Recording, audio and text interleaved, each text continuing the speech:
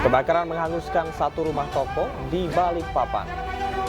Segera, 5 Maret 2024 ini stasiun Ilmenau Tunjin Pemenjara Kota Balikpapan.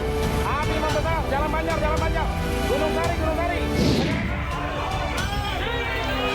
Eksekusi sebuah gudang di Surabaya, Jawa Timur ricuh.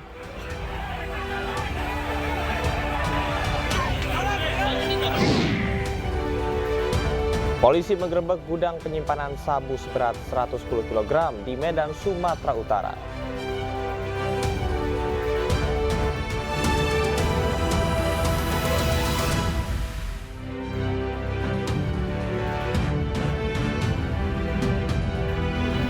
Halo, selamat pagi pemirsa. Anyus Pagi kembali hadir melengkapi informasi Anda pada pagi hari ini. Ya, selain 3 berita utama tadi pemirsa, sejumlah informasi menarik lainnya juga telah kami siapkan untuk Anda. Bersama saya Aya Nufus. Dan saya Camar Haenda. Inilah Anyus Pagi selengkapnya.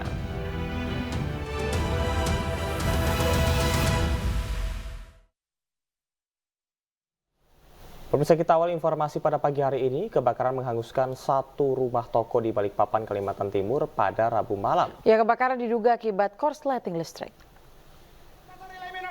Info Pemenjara Kota Balikpapan, api membesar, Jalan Banjar, Gunung Sari. Kobaran api dengan cepat membesar dan membakar rumah toko di Jalan Banjar, Gunung Sari, Balikpapan Tengah, Kalimantan Timur, Rabu malam. Akses jalan yang sempit dan banyaknya warga yang melihat menyulitkan proses pemadaman. Api berhasil dipadamkan setelah 8 mobil pemadam kebakaran dari BPBD Kota Balikpapan diterjunkan ke lokasi. 20 menit kemudian api berhasil dipadamkan. Belum diketahui pasti penyebab kebakaran, namun diduga akibat korsleting listrik. Kebakaran yang menghanguskan satu bangunan tingkat 2 ini menyebabkan 7 jiwa dari 2 kepala keluarga kehilangan tempat tinggal dan harus mengungsi sementara. Informasi yang kami terima sekitar jam 8 malam kurang 10 menit, petugas datang di TKP sekitar jam 8 untuk sementara satu rumah dan 7 jiwa, 2 kakak. Kami menurunkan ada 8 unit, untuk sementara itu aja dari. Tidak ada korban jiwa dari kebakaran ini, namun kerugian ditaksir mencapai ratusan juta rupiah. Dari Balikpapan, Kalimantan Timur, Mukmin Aziz, iNews melaporkan.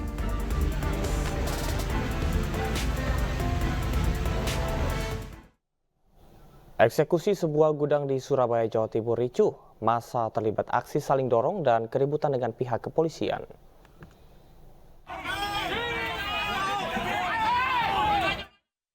Dengan menggunakan truk, massa yang berjaga berupaya menghalangi pelaksanaan eksekusi yang dilakukan Pengadilan Negeri Surabaya di gudang Jalan Raya Kenjeran, Surabaya, Jawa Timur.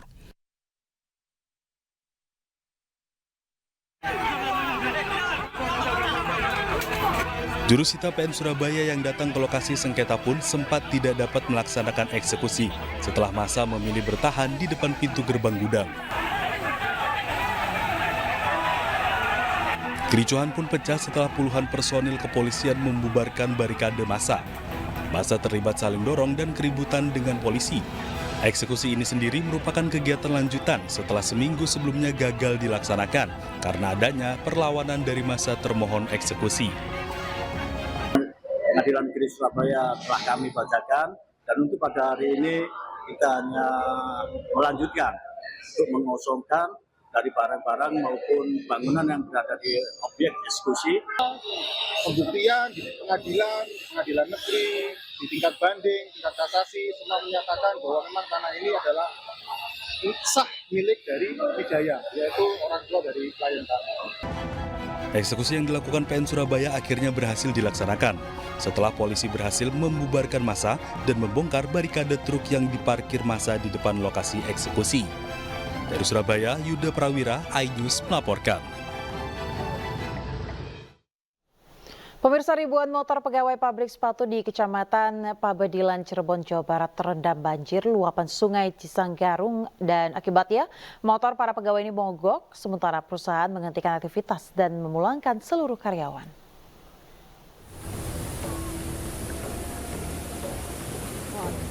Air luapan Sungai Cisanggarung memasuki area parkiran motor di pabrik sepatu di Desa Sidaresmi, Kecamatan Pabedilan, Kabupaten Cirebon.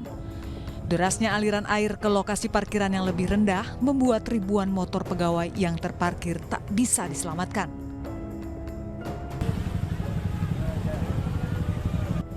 Antrian panjang pegawai pun terjadi di pintu keluar parkiran di tengah rendaman banjir. Ketinggian air mencapai 80 cm, semakin menyulitkan proses evakuasi motor. Awalnya turun terus tambah tinggi. Sampai ke parkiran ini? Iya, sampai ke parkiran ini juga sampai kerendam semua, banyak yang mogok. Tenggelam semua tadi, Mbak? Iya. Nah, sempat tinggi nggak di parkiran ini, Mbak? Sempat berapa senti? Nggak tahu, Kak.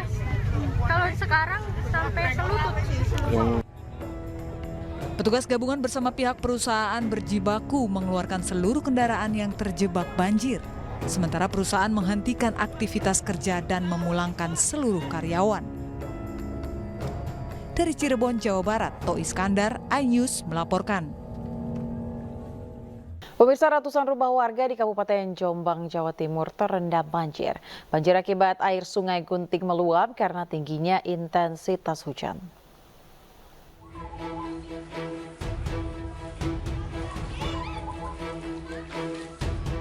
Ratusan rumah warga terendam banjir di Desa Kademangan, Kecamatan Mojo Agung, Kabupaten Jombang, Jawa Timur, Rabu pagi. Banjir terjadi akibat luapan air dari Sungai Gunting yang berada di sekitar Desa Kademangan. Ketinggian banjir bervariasi mulai dari 50 cm hingga 1,5 meter. Meski ketinggian banjir cukup signifikan, namun warga enggan mengungsi ke tempat yang lebih aman.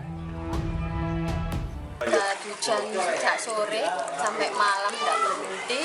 Akhirnya sungainya meluap dari Sungai Gunting sama Pancir. Airnya meluap ke pemukiman? Iya. Bu, untuk ketinggian air di dalam rumah sama di luar berapa? Sekitaran 70-80, kalau di luar ya sekitaran 2 lebih. 2 meter lebih. Ini memang sering terjadi banjir, Ibu? Sudah langganan. Hampir banjir. Banjir setiap musim penghujan. Banjir terus? Banjir. Warga berharap pemerintah Kabupaten Jombang serius menangani penyebab banjir yang rutin merendam pemukiman warga agar tidak terus terulang. Dari Jombang, Jawa Timur, Mukhtar Bagus, iNews melaporkan. Petugas BPBD Kabupaten Cirebon, Jawa Barat mengevakuasi sejumlah ibu dan anak yang terjebak banjir di rumah mereka. Warga harus menunggu hingga 2 jam karena perahu karet yang terbatas.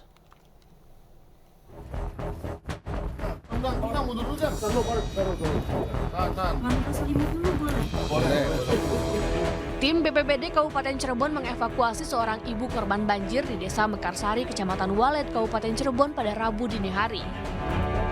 Ibu ini harus dievakuasi melalui jendela karena tingginya air di dalam rumah dan terjebak cukup lama.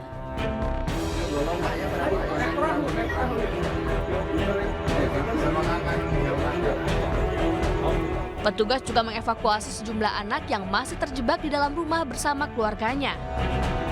Meski sempat takut, namun sang anak akhirnya berhasil dievakuasi ke tempat yang aman menggunakan perahu karet.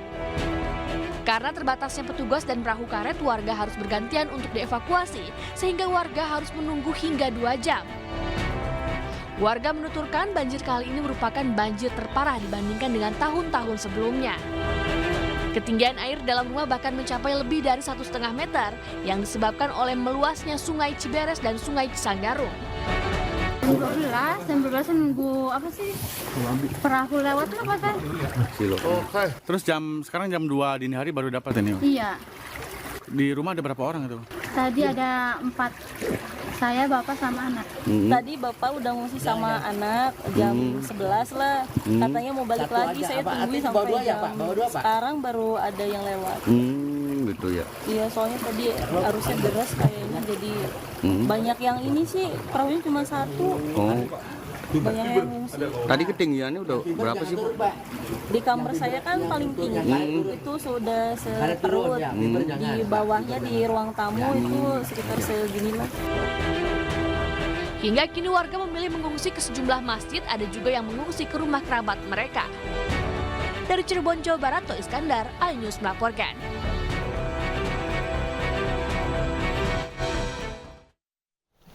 Pasca diguyur hujan deras pemirsa, ribuan rumah di 5 kecamatan di Kabupaten Cirebon, Jawa Barat terendam banjir. Meluapnya air sungai mengakibatkan aktivitas warga lumpuh total.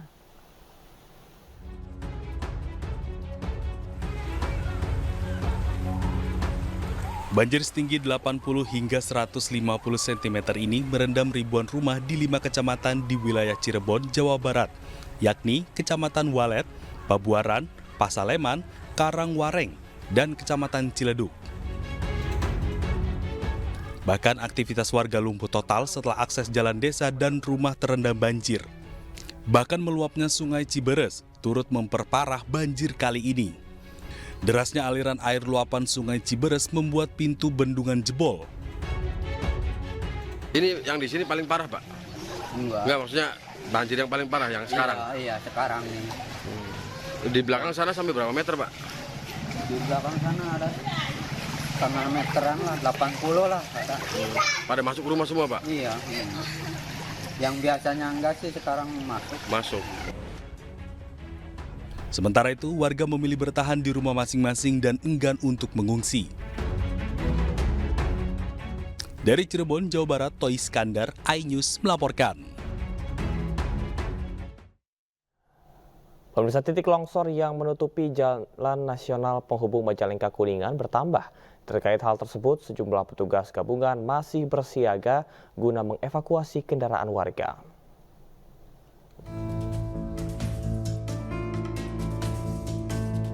Beginilah kondisi titik longsor di Jalan Penghubung Majalengka Kuningan di Desa Sindang Panji, Kecamatan Cikijing, Majalengka, Jawa Barat.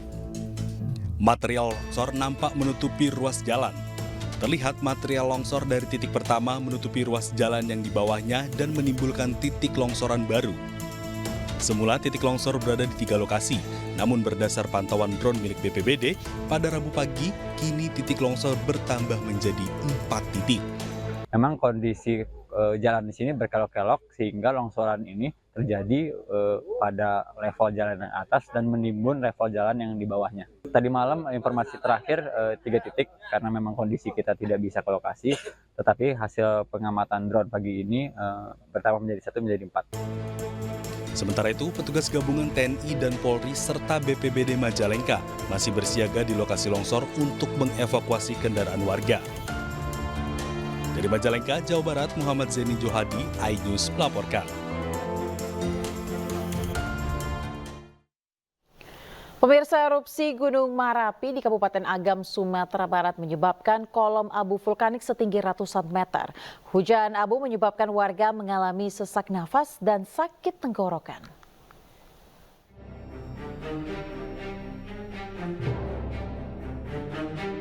Erupsi Gunung Merapi di Kabupaten Agam, Sumatera Barat menyebabkan kolom abu vulkanik setinggi 700 meter dari puncak gunung. Peningkatan aktivitas gunung setinggi 2.891 meter di atas permukaan laut ini menyebabkan hujan abu di Kecamatan Candung, Kabupaten Agam. Akibatnya sejumlah warga mengalami batuk dan sakit tenggorokan. Warga juga terpaksa berulang kali membasuh jalanan untuk mengurangi abu yang berterbangan. Hujan abu ini sejak hari Minggu, tapi yang parah ini hari ini.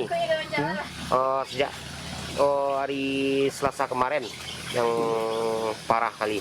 Tapi yang parahnya 2 hari inilah. Kalau nggak pakai masker, Bang, sesak napas. Rasa-rasa sariawan, mau sakit rasanya tenggorokannya. Saat ini Gunung Merapi berstatus siaga atau berada pada level 3. Warga atau wisatawan dilarang masuk dan beraktivitas dalam radius 4,5 km dari puncak kawah. Dari Kabupaten Agam, Sumatera Barat, Wahyu Sikumbang, iNews melaporkan.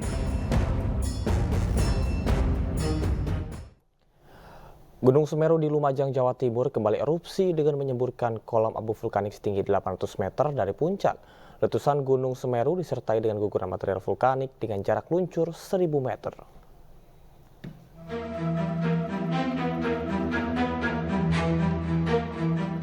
Erupsi Gunung Semeru kembali terjadi.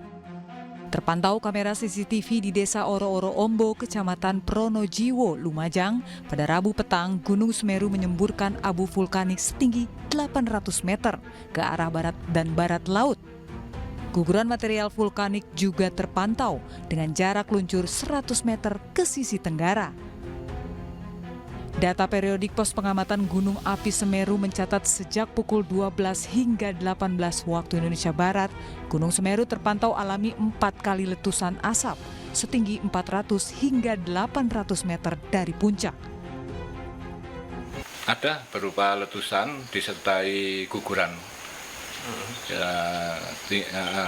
Kolom asapnya kurang lebih 800 sampai 1000 dan untuk gugurannya diperkirakan tadi sepengamatan kami kurang lebih 1000 meter meluncur dari bukaan kawah. Dari bukaan kawah.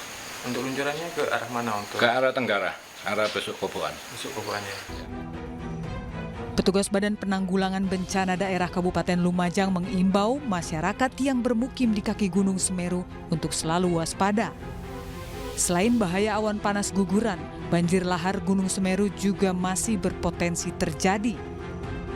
Dari Lumajang, Jawa Timur, Yayan Nugroho, iNews melaporkan.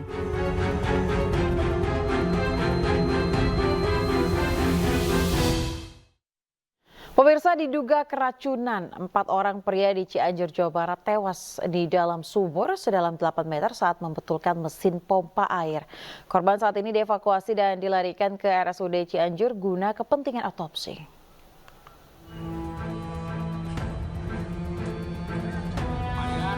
Beginilah suasana evakuasi 4 korban yang diduga keracunan gas di dalam sumur sedalam 8 meter di Cianjur, Jawa Barat.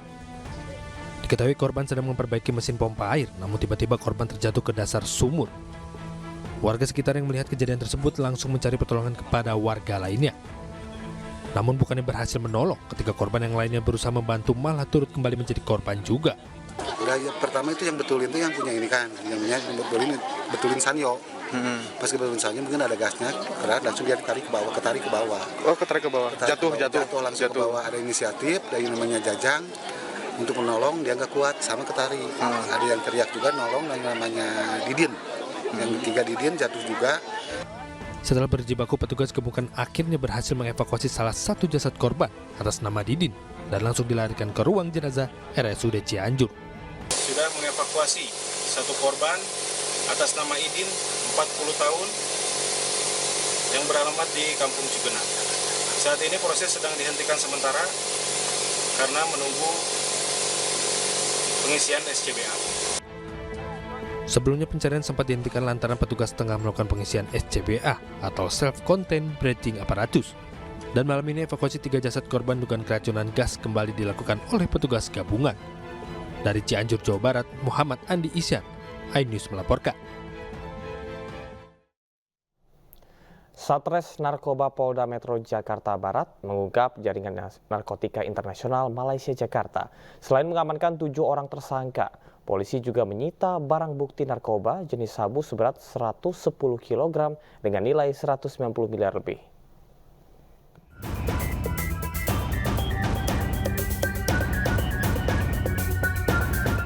Kepolisian Satres Narkoba Polres Metro Jakarta Barat mendobrak pintu kamar di sebuah rumah di klaster Debang, Tanjung Sari, Medan Selayang, Kota Medan, Sumatera Utara. Kamar tersebut merupakan gudang penyimpanan. Dari dalam kamar, petugas mendapati barang bukti narkoba jenis sabu seberat 110 kg, senilai 198 miliar rupiah. Selain barang bukti narkoba, polisi juga menyita 2 unit mobil, buku rekening, kartu ATM, dan 2 unit telepon genggam yang mereka gunakan untuk transaksi. 7 orang tersangka berinisial SD, AN, MR, MT, ML, WP, dan RD diamankan petugas. Para tersangka ini langsung dihadirkan dalam gelar perkara di Mapolres Jakarta Barat. Masuk dari wilayah dari negara Malaysia diselundupkan ke Indonesia melalui wilayah Aceh. Dari Aceh kemudian ditransitkan di Medan dan Indikasi terakhir akan dibawa ke Jakarta. Jadi inilah jaringan internasional yang meliputi dari wilayah Malaysia, Aceh, Medan, dan Jakarta. Keseluruhan barang bukti yang kita sita dan amankan semuanya adalah narkotika jenis sabu. Untuk mempertanggungjawabkan perbuatannya, para pelaku dijerat pasal tentang penyalahgunaan narkotika dengan ancaman maksimal pidana mati. Dari Jakarta, Miftahul Gani, iNews melaporkan.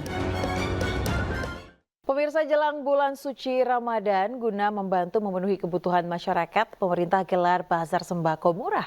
Ribuan warga di Blora, Jawa Tengah dan Tangerang Selatan, Banten ini pun rela antri berdesakan.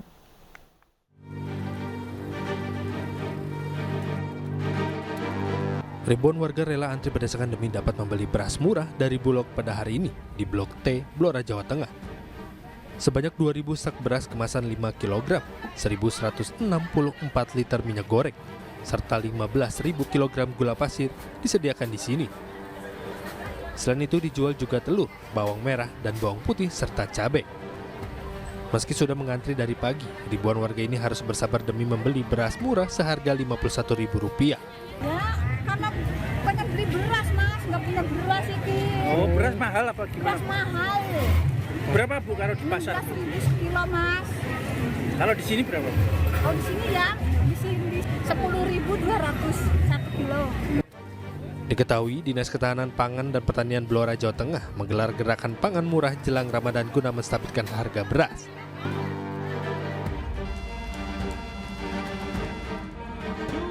Sementara itu di Tangerang Selatan, Banten, jelang bulan suci Ramadan dan di tengah meroketnya harga sejumlah kebutuhan pokok, pemerintah meresmikan alun-alun Pondok Aren serta menggelar bazar sembako murah. Terkait hal tersebut, warga pun antusias dan rela antri, berdesakan demi berbelanja beragam kebutuhan pokok mulai dari beras, telur, minyak goreng, dan sejumlah kebutuhan lain dengan harga murah. Diresmikannya alun-alun Pondok Aren ini berarti ruang publik di Kota Tangerang Selatan yang dapat dimanfaatkan oleh masyarakat bertambah lagi. Ikut antri. Berdesak-desakan. Iya, panas-panasan demi sembako murah. Sembako murah. Warga pun berharap bantuan pemerintah supaya harga kebutuhan pokok dapat segera stabil. Dari Tim Liputan iNews melaporkan. Sementara itu, pemirsa, pasar beras murah masih diserbu warga di sejumlah daerah. Warga rela antri sejak pagi demi mendapatkan beras dengan harga di bawah pasaran.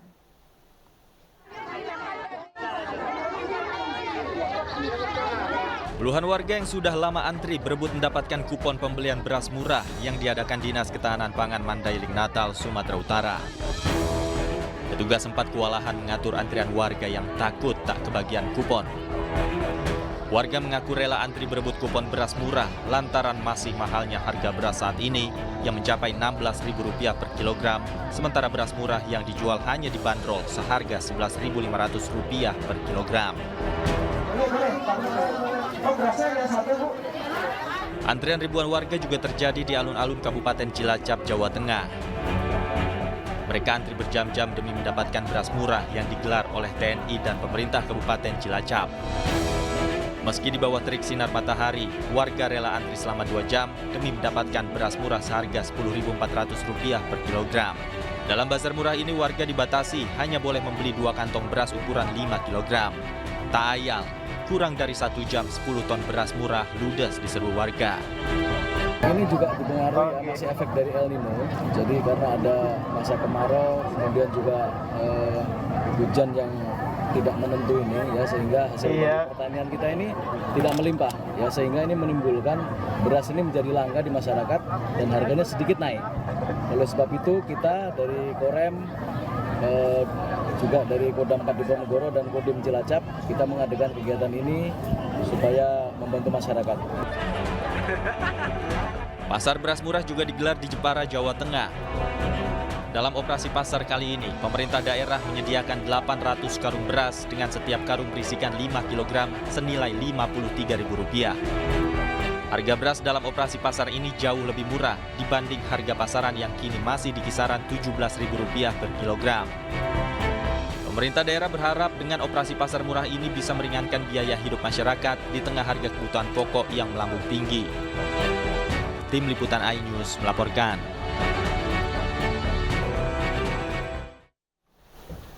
Pemirsa, sepekan menjelang masuknya bulan Ramadan, sejumlah harga bahan pokok di Medan, Sumatera Utara mengalami kenaikan.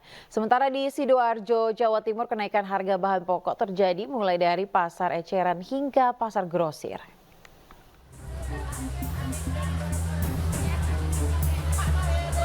Sepekan jelang bulan Ramadan, sejumlah harga bahan pokok terus merangkak naik. Di Pasar Pringgan dan Pasar Petisah, Kota Medan, cabai merah yang sebelumnya seharga Rp40.000 kini naik menjadi Rp54.000 per kilogram. Selain itu, harga telur ayam yang semula Rp44.000 naik menjadi Rp50.000 per papan. Sedangkan ayam potong naik dari Rp37.000 menjadi Rp40.000 hingga Rp42.000 per kilogram. Kenaikan sejumlah bahan pokok ini terus meningkat selama 3 hari terakhir. Hingga 3 hari ini, biasanya itu aja. Itu biasanya kenapa, Pak? Biasanya karena apa? Stok di kandang PT kurang. Iya, makanya dibatasi. Di Pasar Grosir Sayur kawasan Porong, Sidoarjo, Jawa Timur, pedagang mengeluhkan naiknya sejumlah bahan seperti cabai dan bawang. Mereka terpaksa menjual bawang merah dengan harga grosir Rp27.000 dari semula harga Rp25.000 per kilogram.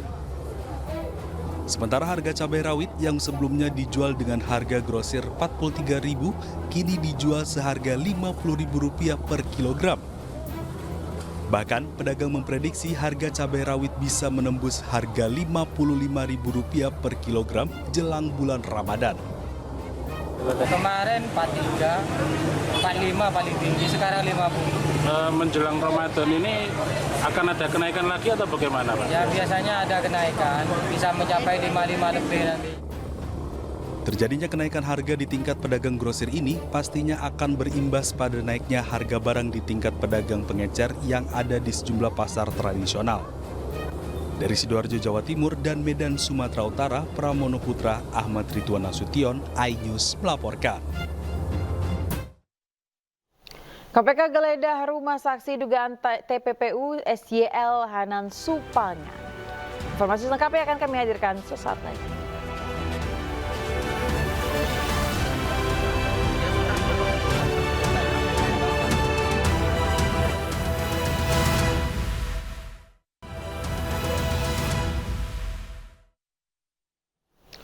Anda kembali di iNews Pagi bersama saya, Aya Nufus. Pemirsa, tim penyidik KPK menggeledah rumah Hanan Supangkat, pihak swasta yang sempat diperiksa KPK sebagai saksi tindak pidana pencucian uang ex-Menteri Pertanian Syahrul Yassin Limpo.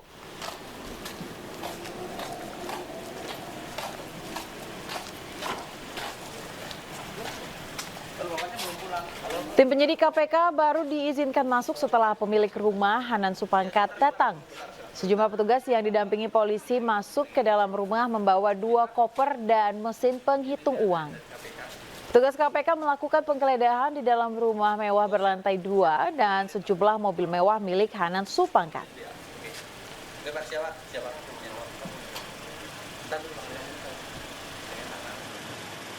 Hanan Supangkat telah diperiksa KPK sebagai saksi terkait perkara dugaan tindak pidana pencucian uang yang menjerat mantan Menteri Pertanian Syahrul Yassin Limpo. KPK mencecar Hanan soal komunikasi dengan SYL. Iya, saya tahu, Pak. Ini lagi di jalan.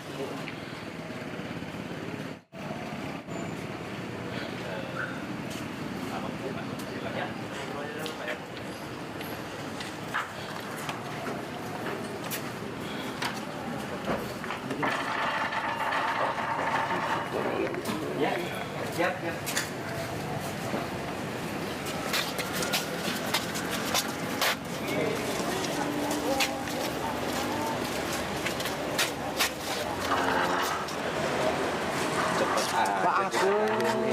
Siap Pak Agus. Iya. Bagus. Kita ke informasi lainnya, pemirsa, rapat pleno terbuka rekapitulasi hasil suara pemilu 2024 di Ogan Komering Ulu Selatan Ricoh. Para saksi dari partai politik tersulut emosi karena terjadi perbedaan hasil suara.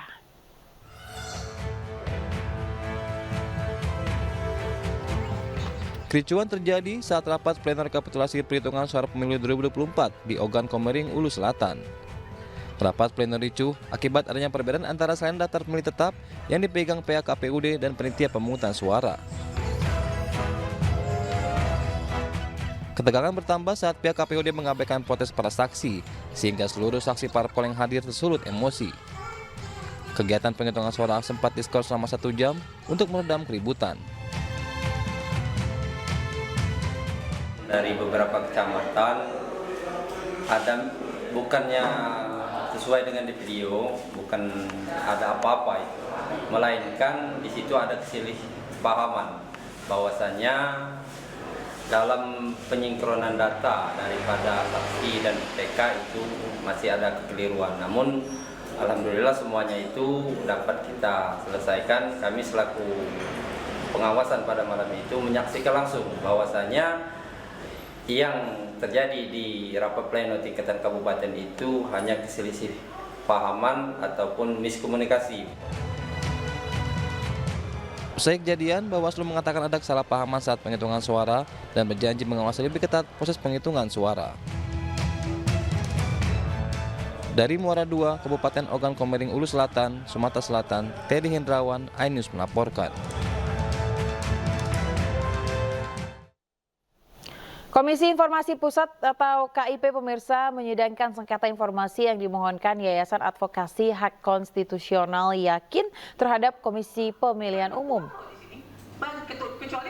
Sidang terkait permohonan informasi data mentah real count infrastruktur teknologi informasi pemilu 2024 termasuk kontrak antara KPU dan Alibaba Cloud serta data mentah pemilu sejak 1999 sampai 2024. Ketua Yayasan Advokasi Hak Konstitusional yang duduk sebagai termohon menjelaskan bahwa saat ini banyak beredar berita bohong atau hoax seputar kepemiluan, termasuk kabar server KPU berada di Tiongkok maupun Perancis.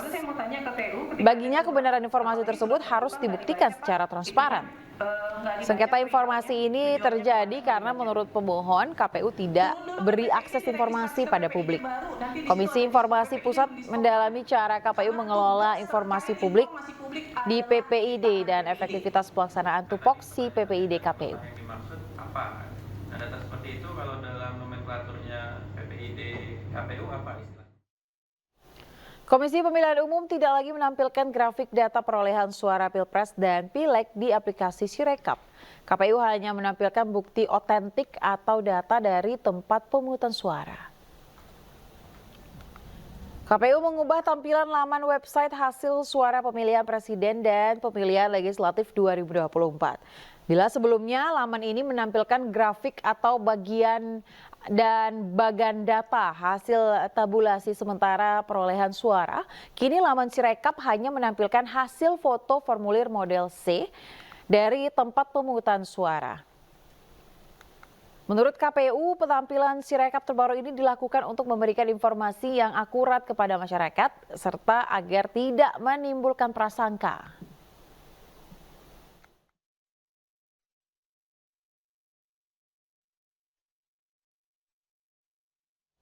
Sementara itu pemirsa, tim ses para paslon presiden mengomentari usulan hak angket yang mulai bergulir di DPR RI pada Selasa pagi. Kubu paslon 01 menyebut tetap berkomitmen untuk mendorong hak angket. Meski demikian, pakar komunikasi politik Effendi Ghazali menyebut sampai saat ini partai yang mendorong hak angket belum tentu bisa solid.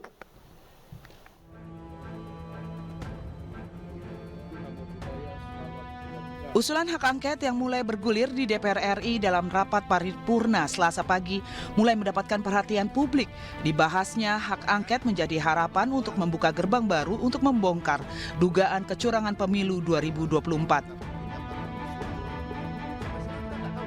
Meski demikian, keabsenan setengah anggota DPR dalam rapat paripurna tersebut, termasuk Ketua DPR RI Puan Maharani, menimbulkan pertanyaan tentang keseriusan fraksi parlemen pendukung angket untuk menggolkan narasi hak angket ke tahap selanjutnya. Sampai sekarang kita nggak tahu deh ya, siapa yang betul-betul mau menjadi setir dari hak angket ini. Barangkali itu maksudnya dari Gerindra. Apakah yang nyetirnya itu betul-betul Ibu Megawati atau Surya Paloh atau siapa, kan belum jelasnya yang nyetir siapa.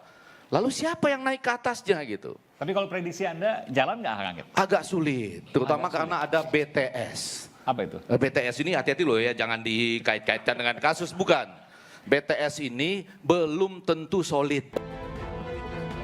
Juru bicara Timnas Amin Syahganda Nainggolan menekankan komitmen kubu Paslon 01 untuk tetap mendorong hak angket. Meskipun tanpa restu dari Megawati Soekarno Putri sebagai kubu awal pencetus pengguna angket DPR RI. Tim Amin sudah jelas bahwa mereka komit pada hak angket. Jadi hak angket ini kan merupakan hak partai politik yang dijamin oleh undang-undang. Tiga-tiganya tuh ya, Nasdem, PKB, ya, PKS. Ya, so far itu nggak ada masalah. Mereka komit dan bahkan mungkin dari pihak Nasdem hari ini sudah mengeluarkan statement dia akan jalan tanpa menunggu lagi restu Bu Mega atau quote and quote restu Bu Mega ya. Selama ini menunggu karena ide itu berasal dari Ganjar Pranowo. Bersambut komitmen hak angket kembali didorong oleh kubu Paslon 03 Ganjar Mahfud menyebut bahwa angket adalah bagian dari demokrasi yang harus digunakan untuk menjawab berbagai pertanyaan sesuai dengan fakta. Dan hak angket ini adalah kanal dalam dunia demokrasi kita yang harus dipergunakan untuk menjawab berbagai pertanyaan dan mereka juga berhak untuk menjawab itu sesuai data dan fakta. Kalau kemudian ada beberapa bagian dari masyarakat yang justru tidak menggunakan hak-hak konstitusi ketika mengajukan pertanyaan, misalnya bertindak anarkis misalnya, nah itu yang salah dalam dunia demokrasi. Nggak boleh itu? Nggak boleh. Betul, oke. Dalam dialog yang dipandu oleh Aiman Wicaksono, kembali dihadirkan Ferry Amsyari, pakar hukum tata negara yang menekankan kembali dugaan kecurangan pemilu yang terpampang dengan jelas yang kembali mengonfirmasi data yang ada dalam film Dirty Food. Kalau nggak kami buat jauh-jauh hari dan muncul jauh-jauh hari. Film ini mau mendidik politik kepemiluan kita untuk bicara dua hal. Satu, bahwa kecurangan terjadi. Dan terjadi dalam satu putaran dan 50% terbukti data film itu mengatakan sampai hari ini. Kedua, siapa pelaku kecurangannya. Dan kami langsung tunjuk hidung, aktor terbesar dalam kecurangan pemilu adalah Presiden Republik Indonesia, Presiden Joko Widodo. Kediaman Ketua Umum PD Perjuangan Megawati Soekarno Putri dibanjiri karangan bunga. Karangan bunga berdatangan sejak pagi dan hingga petang pada Selasa 5 Maret.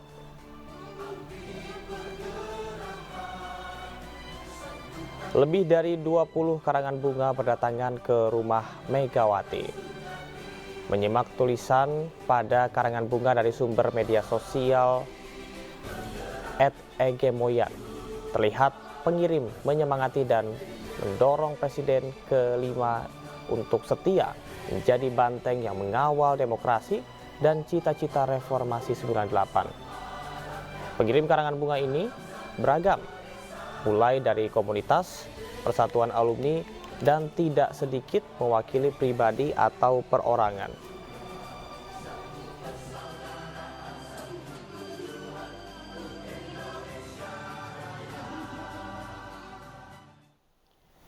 Pemirsa, Wakil Presiden Republik Indonesia Ma'ruf Amin menyerahkan penghargaan Adipura tahun 2023. Penghargaan diberikan kepada kabupaten atau kota yang dinilai berprestasi dalam pengelolaan kebersihan dan kesehatan lingkungan hidup.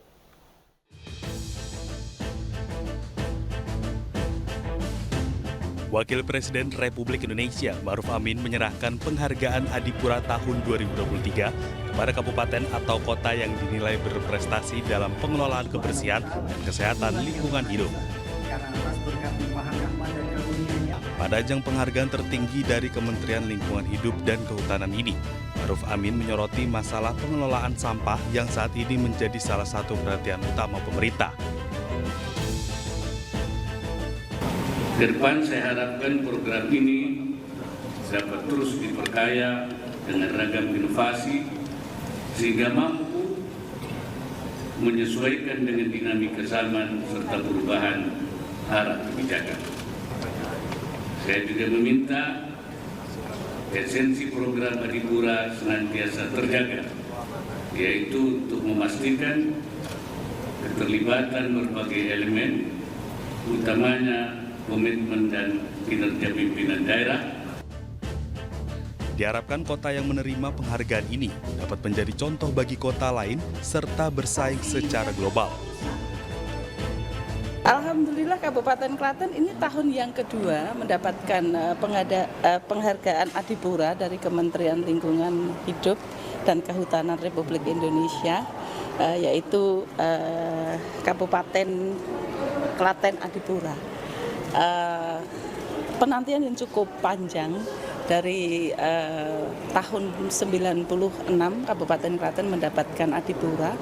Kami yang kedua itu di tahun 2022 dan ini tahun yang kedua di masa jabatan saya yang di periode yang kedua ini.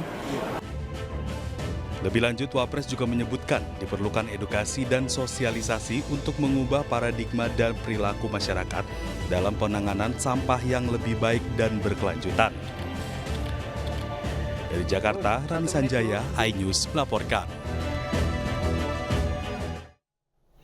Bantuan berupa fasilitas air bersih dan listrik diberikan kepada masyarakat Cilincing, Jakarta Utara. Bantuan yang disalurkan sebagai wujud tanggung jawab sosial dan lingkungan tersebut diharapkan dapat meningkatkan kesejahteraan masyarakat.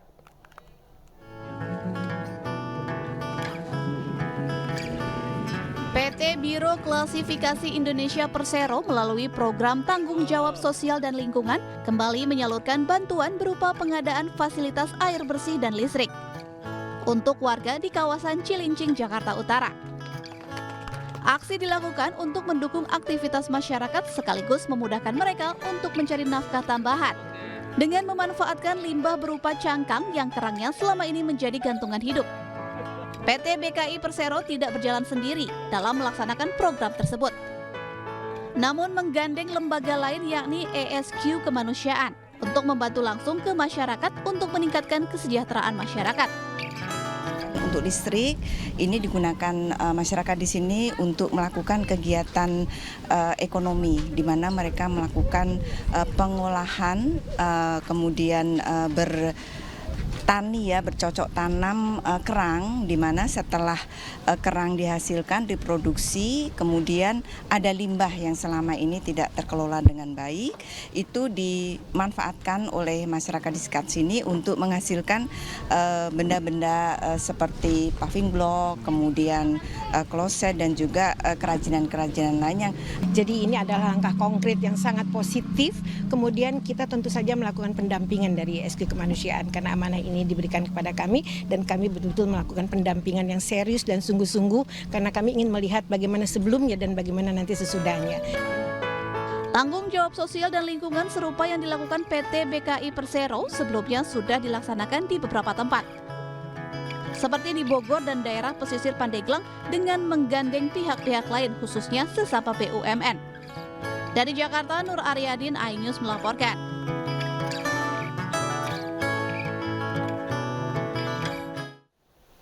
Pemirsa, salah satu bank BUMN menggelar rapat umum pemegang saham tahunan RUPST 2024 di Jakarta.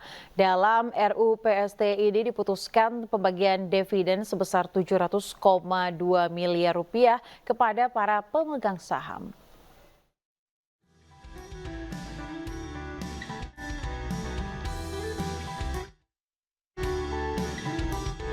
Rapat Umum Pemegang Saham Tahunan Bank Tabungan Negara 2024 memutuskan untuk membagikan dividen senilai 700,2 miliar rupiah kepada para pemegang saham. Nilai ini setara 20% dari laba bersih tahun buku 2023 senilai 3,5 triliun rupiah atau 49,9 rupiah per saham. Adapun 80% laba atau 2,8 triliun rupiah ditetapkan sebagai saldo ditahan untuk pengembangan usaha perusahaan. Direktur Utama BTN Nixon LP Napitupulu mengatakan nilai pembagian dividen tahun buku 2023 meningkat sekitar 15% dari total dividen tahun 2022 yakni sekitar 609 miliar rupiah. Kalau kita lihat Mbak, dividen payout 20%, artinya kita membayar dividen tahun ini 700 miliaran. Angka pastinya nanti saya sampaikan ya, tapi 700 miliar lebih.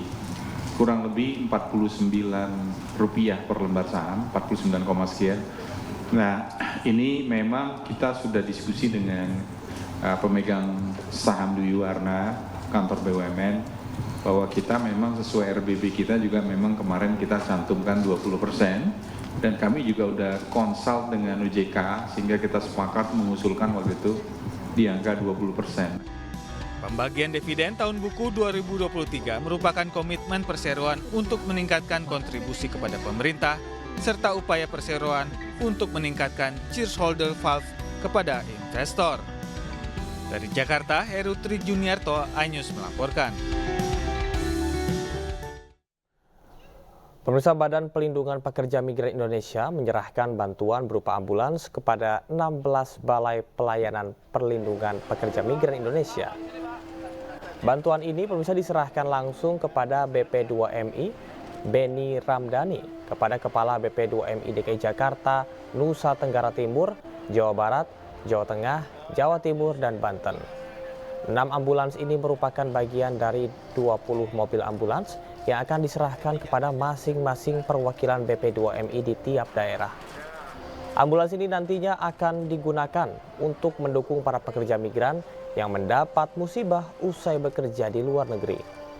2 tahun terakhir, BP2MI telah memulangkan ada lebih dari 800 jenazah PMI dan 1.000 lebih PMI yang sakit. Ambulan ini sudah kita launching 4 buah, bantuan dari Taspen karena anggaran kita saat itu terbatas. Untuk tahun ini pengadaan kita sebanyak 16, di daerah 10, kemudian di pusat yang kita launching adalah 6, berarti sudah 20 ambulan, masih kurang 3 ya. Mudah-mudahan anggaran berikutnya mencukupi. Ini adalah bentuk kehadiran negara dalam memberikan perlindungan. Tidak boleh PMI dan keluarganya jika mereka sakit kemudian mereka harus keluar uang untuk membayar ambulan. Tidak boleh PMI dan keluarganya jika ada yang meninggal di antara mereka kemudian mereka harus membayar ambulan. Negara hadir untuk memberikan fasilitas itu, gratis untuk. Pemirsa, TNI Angkatan Laut mengambil peran dalam upaya menanggulangi dampak bahaya bencana alam. Pelatihan penanggulangan bencana alam ini digelar di beberapa lanal dan diakhiri simulasi kesiapsiagaan bencana.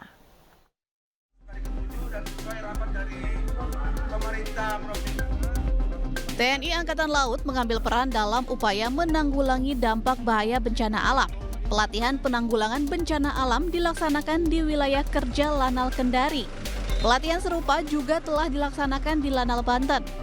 Pelatihan dengan tema TNI Angkatan Laut menyelenggarakan pelatihan penanggulangan bencana alam untuk menciptakan masyarakat yang tangguh dalam menghadapi bencana.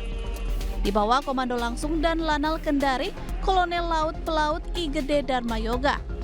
Puncak kegiatan dihadiri langsung oleh Kepala Dinas Potensi Maritim TNI Angkatan Laut, Brigadir Jenderal TNI Marinir Gatot Mardiono. Tentunya kita berharap seluruh masyarakat tahu berbuat apa apabila terjadi bencana. Bencana baik itu tsunami, gempa bumi, longsor dan sebagainya. Apa yang diperbuat yang kita harapkan masyarakat yang kena dampak tuh mengerti kemana harus evakuasi, kemana harus melapor dan sebagainya. Kegiatan diakhiri dengan simulasi kesiapsiagaan bencana dan evakuasi mandiri masyarakat pesisir terhadap gempa bumi dan tsunami. Dalam kesempatan ini juga dilaksanakan pembagian bahan kontak kepada masyarakat.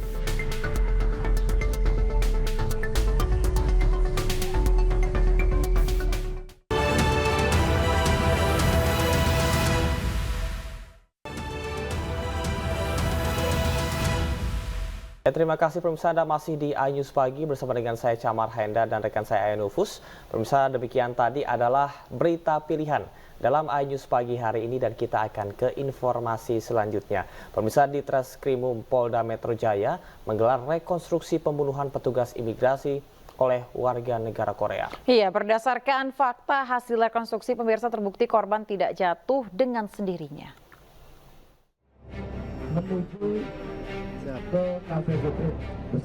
Di Treskrimum Polda Metro Jaya menggelar rekonstruksi pembunuhan petugas imigrasi oleh WN Korea. Sebanyak 40 adegan dilakukan pada rekonstruksi pembunuhan petugas imigrasi tersebut. Puluhan adegan tersebut diperagakan di 4 lokasi berbeda, yakni kantor rumah detensi imigrasi DKI Jakarta, apartemen Metro Garden, unit kamar nomor 1919, dan salah satu kafe di kawasan Jakarta Barat. Pihak kepolisian melibatkan sejumlah ahli, salah satunya ahli fisika forensik, dalam penyelidikan kasus tewasnya petugas imigrasi ini. Dalam adegan rekonstruksi, Kasubdit Jatanras AKBP Rovan mengatakan bahwa korban TF terbukti tidak jatuh dengan sendirinya. Ditemukan DNA di dinding lantai balkon kamar dari unit 1919 dan ada DNA TSK don korban di satu titik, yaitu di sandal korban yang tertinggal di kamar tersebut.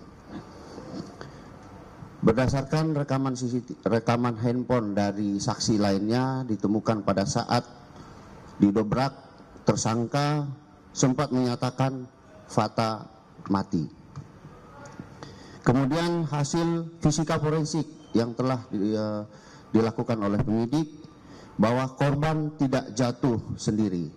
Artinya bisa ditarik kesimpulan bahwa korban jatuh akibat ada dorongan. Sebelumnya, pada Oktober 2023, warga negara asing asal Korea Selatan ditetapkan sebagai tersangka atas kasus tewasnya seorang pegawai imigrasi di sebuah apartemen di kawasan Karangtengah, Kota Tangerang.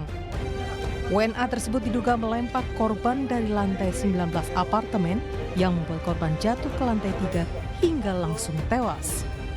Kini tersangka dijerat dengan pasal 338 KUHP tentang pembunuhan. Dari Jakarta, Ayan Nufus, Ahmad Putra, iNews melaporkan. Pemirsa, kebakaran hebat melanda 2 bangunan rumah yang berada di Lorong Roda, Kecamatan Bukit Kecil, Kota Palembang pada Selasa dini hari. Terekam kamera pengawas CCTV, diduga rumah tersebut sengaja dibakar oleh seorang pria dengan motif asmara.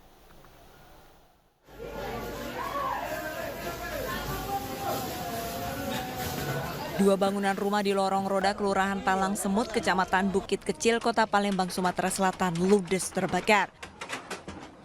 Api berkobar dengan cepat melahap bangunan rumah semi permanen yang mayoritas bermaterial kayu. Selain 2 bangunan rumah yang habis terbakar, terdapat 2 rumah lainnya yang ikut terdampak karena berada tepat di samping rumah yang terbakar. 7 unit mobil pemadam kebakaran dikerahkan ke lokasi dan api baru dapat dipadamkan 2 jam kemudian. Kebakaran terjadi karena seorang pria berinisial ZL menaruh hati terhadap seorang perempuan yang telah bersuami. Karena cintanya bertepuk sebelah tangan, pelaku pun nekat membakar rumah perempuan tersebut. Dugaan tersebut dikuatkan oleh bukti rekaman CCTV dari musola yang merekam pelaku sesaat sebelum terjadinya kebakaran. Malam sekitar jam 2.52 menit dari pemutaran CCTV yang ada di Musola Al-Hidayah, sepertinya ini ada unsur kesengajaan. Karena pas kejadian kebakaran itu sekilas ada rekaman dari CCTV, orang naik tangga ke rumah yang terbakar, kemudian dia langsung lari. Warga pun berharap pelaku segera ditangkap polisi karena telah meresahkan dan mengancam nyawa. Dari Palembang, Sumatera Selatan, Guntur, iNews melaporkan. Pemirsa, 3 emak-emak nekat mencuri 2 perhiasan emas di sebuah toko emas di Ogan Komering Ilir, Sumatera Selatan. Aksi komplotan terpergok pemilik toko yang curiga dengan gerak-gerik pelaku.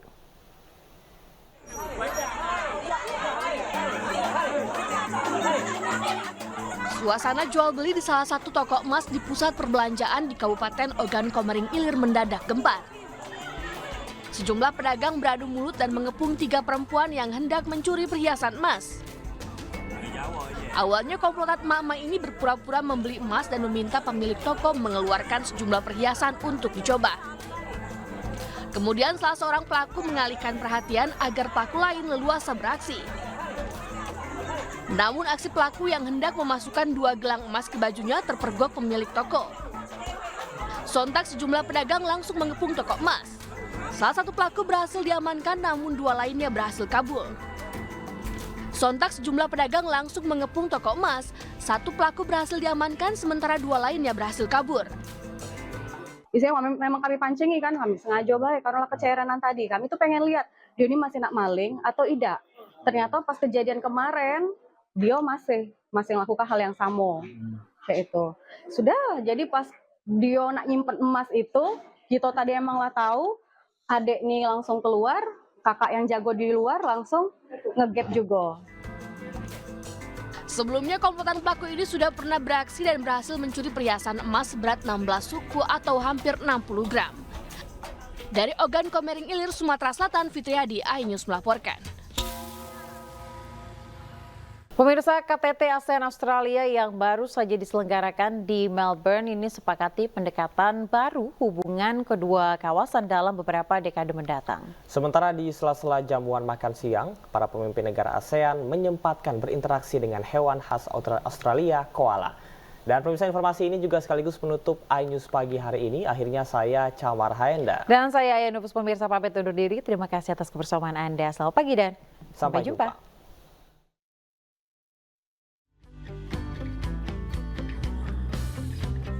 Pertemuan bilateral antara Presiden Joko Widodo dengan Perdana Menteri Australia Anthony Albanese di KTT khusus ASEAN Australia membahas 4 poin penting, yaitu mendorong penandatanganan nota kesepahaman tentang kolaborasi kendaraan listrik, kerjasama di sektor keuangan dan rencana pembukaan kantor perwakilan bank milik BUMN di Sydney, serta perluasan akses pasar untuk menciptakan perdagangan berimbang.